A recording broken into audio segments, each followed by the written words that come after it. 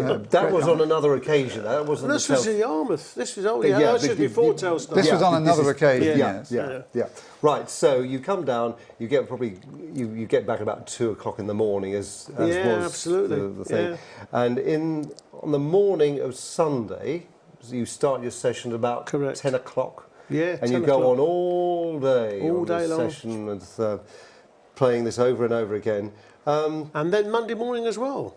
We yes, still of course. continued to doing it, trying to finish it. We were running out of time because we had to get back to Great Yarmouth. Did he have anything in mind? Did he say, look, I've got this spacey thing that I want? No. It's a rocket going up, and did he tell you about the satellite? No. The thing was, I mean, it's just another thing that actually a thing that we don't, as musicians, get as much credit as we deserve for the production of Telstar, because the thing is, I mean, you've heard the infamous tape of Joe singing over... Oh, I've heard that. Yeah, well, exactly. Yeah. That's what we were given to learn off of. Now, the thing is, we had to arrange it. I mean, Joe said it's a rocket, so I thought, it's got to be a sort of a moving on rhythm, which I played, it's that sort of thing. We did a key change in the middle, which, I mean, Joe didn't know anything about Joe that. used to come in originally and just lard it to us That's and said, all right, boys, got it. Got it, and then that's it. He did go. We've got to give credit where credit's due. He did put something. I mean, the bit that you were talking about, the la line. That was, I don't know what time in the morning he was doing that.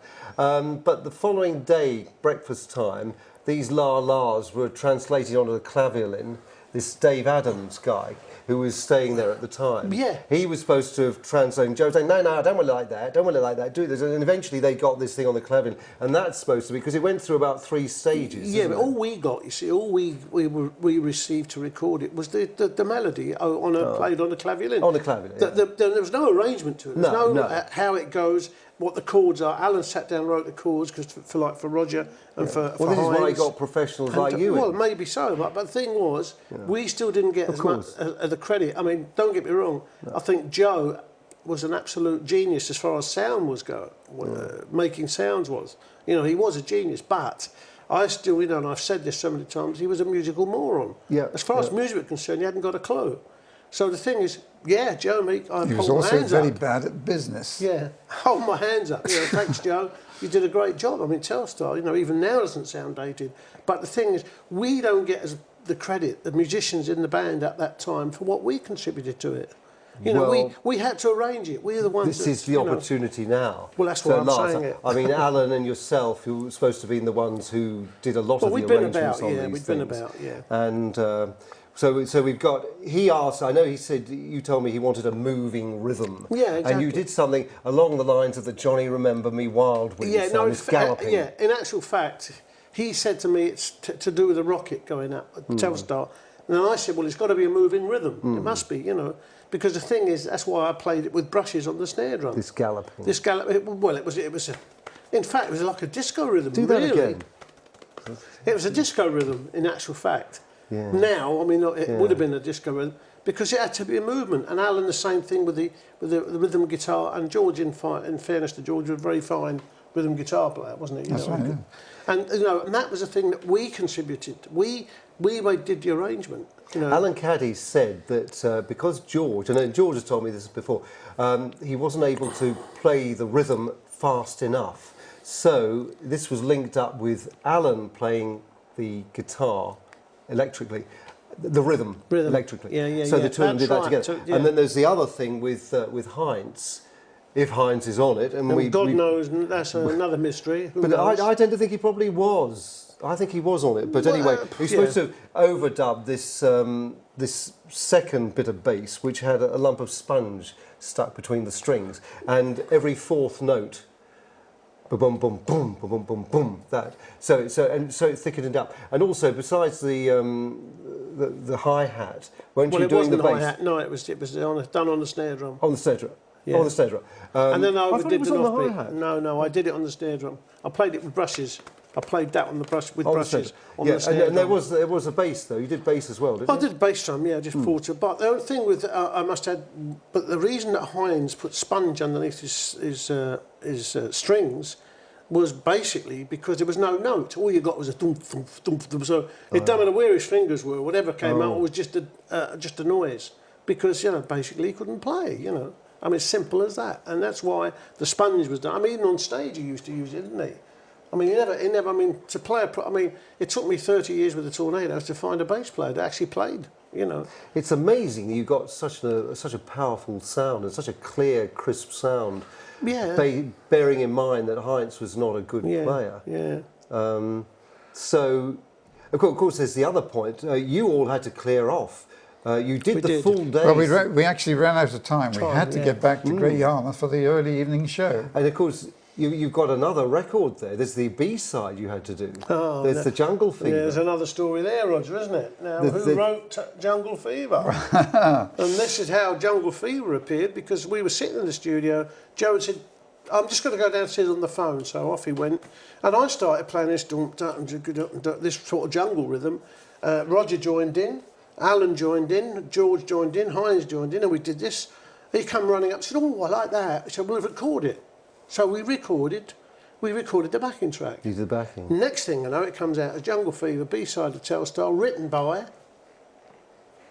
Well, don't you know? Yes, I do know. you mentioned... I think his name's Jeff Goddard. Jeff Goddard. Well, Jeff Goddard, I mean, the thing is, as you well know, if you write the melody line, your name goes down as the composer. No. But then, no, listen. Really, I think you should all have been credited with that, because you talk about needing credit. Goddard as well, because, I mean, that's the melody line. It's the melody line people think of, although maybe that's being a bit unfair, because it's the whole feel, it's the whole thing. Exactly. Rather like Telstar, you don't just think of the melody line and Telstar, you think of the whole thing, and without the rhythm, without that great jam. I mean, it's like having a cake. You know, you can't put the icing on the cake if there's no cake. That's right. So the thing is, we made the cake and he put the icing on it because he played. But it should have had your exactly. It was total names. It was written by all of us. Should have done. Completely written by all of us. Then you might have got a few royalties out of it. Well, that I understand was his payment for it, because Joe brought him in the next day just to put the melody line, because, as you say, you all had to clear off. If you weren't performing at Great Yarmouth, we wouldn't even be talking about this, Jeff now. No. But then that's how it worked out, and but there was a lot of things. It was a brilliant, it's a marvellous record. To me, it's a fantastic record. I would never, and this isn't about me, this programme, but I would never have written that book were it not for Telstar. I mean, you don't go and write a book solely because of Telstar, but Telstar was the inspiration. Without the inspiration there, I wouldn't have been led on to all these other things. I don't think it's been equal, that record. I know a lot of people will probably argue with that. There's only one person who wouldn't agree with you. That was that DJ. What was his name? Who hated it. Oh, David Jacobs. David Jacobs slaughtered us. That's right. Yeah. He was so rude to us. We did, didn't we? Did that? Ivan Novello. No, it was another programme. It did the Ivan Novello where the organ let me down again. Let you down again. Yes. And at the end, David Jacobs said, "Well, yes," he said, "that was Telstar, but it sounded a bit different." Yeah. No, but I mean, he was absolutely so rude to us because he hated the record. He hated the band. He said it sounded like a steamroller. Yeah, something stupid, you know. Because, I mean, just for some reason, he did not like us and he did not like Telstar. And it was after the show, we'd done a show, I think it was Thank You Lucky Stars. I thought it was this. It's supposed to be this one. This, by the way, is the Ivan Novello Award. Joe got one, and the other one was handed over to the publisher, Roy Berry of Ivy Music. And that's the Roy Berry Ivy Music one. Joe's, I think, is with his family. Probably, yeah.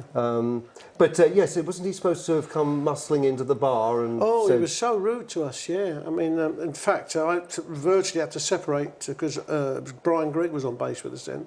I had to separate Brian from thumping him. You know. Well, there was he did actually put something else in the newspaper as well, because I have the newspaper cutting. And we had come down the charts by that time from Telstar, and we were onto other things, onto Globetrotter and things. And it was an interview with David Jacobs, and he was asked about if there's anything he particularly likes currently about the business. He said, yes, he said, one of them, I don't have to listen to that terrible Telstar anymore. Yeah.